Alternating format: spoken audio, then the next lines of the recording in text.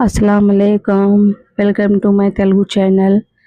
ఇది చూడండి, నేను సాయంత్రము 4 అవుతుంది. అయితే నాకు ఆకలిస్తుంది. అయితే నేను మా కోడలికి చెప్పిన, ఏమైనా తిందామమ్మా, ఆకలిస్తుంది అని చెప్పిన.